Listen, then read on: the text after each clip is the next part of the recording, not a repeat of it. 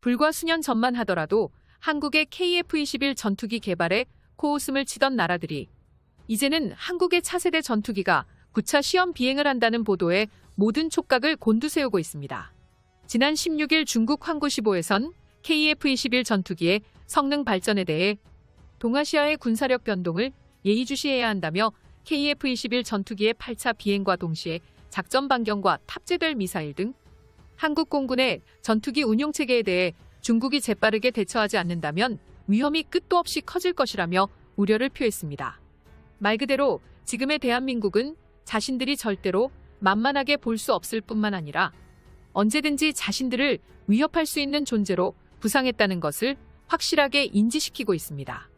이어서 황구시보는 이제 한국이 진화하는 현대전쟁에 발맞춰 최신의 공격 드론을 앞세운 차세대 전투기 편대라는 새로운 전략 구상과 함께 중국은 이에 맞서 작은 소형 드론도 탐지해서 파괴할 수 있는 무기체계도 함께 개발되어야 할 것이라고 주장했습니다. 이는 한국 언론이 보도한 내용이 아니고 한국을 폄하하기 바쁜 중국의 관영 매체에서 발표한 굉장히 이례적인 칭찬입니다. 모두가 알다시피 중국은 자국 칭찬이 만연한 나라로 타국에 대해서는 상당히 배타적인 국가인데요. 여기서 이 매체는 한국이 현무 미사일을 추가로 확보하고 천무 미사일과 천군까지 보유하고 있는 가운데 KF-21까지 실전에 배치된다면 한국 공군의 전투력이 획기적으로 향상될 것이라고 경계하는 모습을 보였습니다. 중국이 이렇게나 KF-21을 경계하는 이유는 KF-21을 동반한 한국군이 자신들의 침략을 저지할 수 있는 강대한 나라로 등극했기 때문입니다.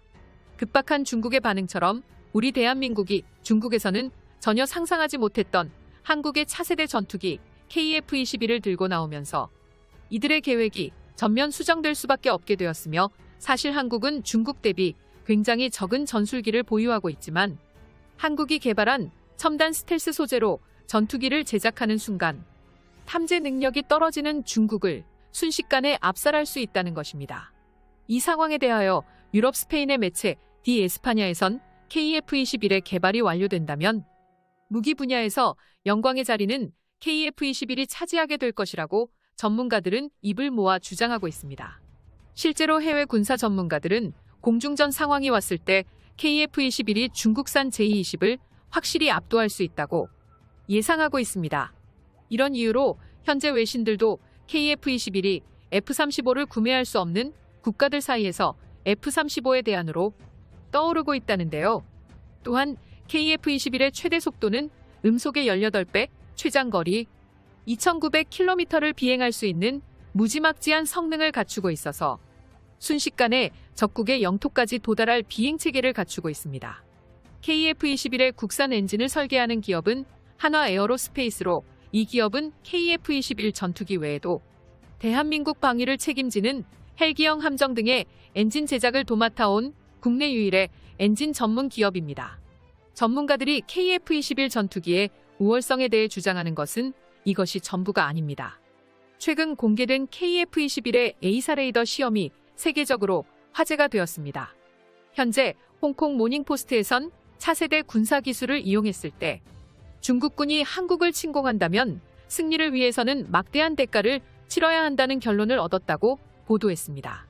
이어서 2,000개 이상의 질화관륨을 통한 KF-21 전투기의 A사 방식의 레이더 시험은 미국 로키드 마틴의 F-22 랩터와 F-35에 들어가는 레이더의 성능을 훨씬 상회하는 방식으로 알려져 있습니다. 이태리 최고 방산기업 레오나르드사에서는 한국에게 모든 수출 시장을 다 뺏길 수는 없다는 의외의 발언을 했다고 전해지는데요. 항공기 레이더 강국인 이탈리아가 이런 발언을 하게 된 이유는 간단합니다.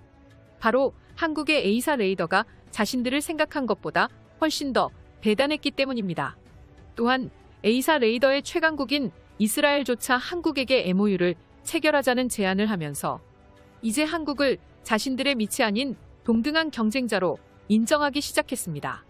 이로 인해 중국에서는 한국의 성장에 긴장하는 것이고 만약 중국이 한국과 전쟁을 벌이고 한국 공군의 KF-21 전투기가 이륙할 경우 수십 대의 KF-21은 한반도에서 이륙해 약 1,000km 정도 떨어진 산둥반도에서 작전을 펼치는 것이 가능하고 최첨단 성능을 자랑하는 A사 레이더를 활용해 모든 전투기와 목표물들을 파괴하는 초정밀 폭격을 감행한 후 복귀하는 길에 공중구별을 받는다면 안정적으로 복귀가 가능합니다. 이처럼 한국의 KF-21의 개발 윤곽이 짙어짐에 따라 중국은 더욱 초조해질 수밖에 없는 상황입니다. 과거 미국은 한국의 KF-21 개발에 대한 전투기 핵심 기술 이전을 거부해 국방과학연구소와 한화 시스템 등에서 국내 기술을 통해 KF-21 A사 레이더를 개발하고 현재 시험 항공기를 통해 시험을 하고 있는데요. 이 때문에 중국에서는 또 한 번 난리가 났습니다. 사실 중국은 우리보다 먼저 5세대 전투기를 개발하고 배치하기 시작했는데요. 그런데 한국의 레이더가 자국의 스텔스 전투기를 정확하게 탐지할 수 있는 상황이 도래하게 된 것이죠. 이를 증명하는 자료는 얼마 전 중국 매체에서 한국산 KF-21 A사 레이더가 시험 항공기에서 설치되어 테스트 중이라는 글을 게재했습니다. 이 매체는 전반적인 시험 일정과 내용을 정리하면서 한국 A사 레이더의 성능까지 언급하며 눈길을 끌고 있는데요. 한국이 자체 개발한 A사 레이더의 최대 탐지 거리가 200km라고 말하며 긴 탐지 거리를 가지고 있음에도 불구하고 멀리 있는 1m 미만의 표적도 선명하게 감지할 수 있다고 소개하고 있습니다. 또한 전자광학 표적 추적 장비와 적외선 추적 장치 등 레이더가 꺼진 상태에서도 표적을 탐색할 수 있다고 보도하는데, 특히 한국산 A사 레이더가 중국산 레이더보다 성능이 훨씬 우수하다고 말하고 있습니다. A사 레이더는 공중에서 다수의 공중지상 해상 표적을 실시간으로 탐지하고 추적할 수 있는 전투기 핵심 장비입니다. 안테나에서 약 2,000개의 소형 송수신 장치가 장착돼 여러 개 목표물을 동시에 탐지하고 추적할 수 있는 게 가장 큰 특징입니다. 또한 A사 레이더는 세계에서 일부의 선진 군사강국만 원천 기술을 보유할 만큼 개발 난이도가 높은 최첨단 기술인데요. 하지만 한국은 국내 기술로 독자 개발하여 세계에서 7번째로 A사 레이더 개발국 반열에 올라 전 세계를 충격에 빠뜨렸습니다. 이러한 상황 속에서 이탈리아가 한국을 방문했습니다. 한국을 방문한 이유는 다름 아닌 자사 경전투기에 들어갈 A사 레이더를 확보하기 위해서 방문한 것입니다.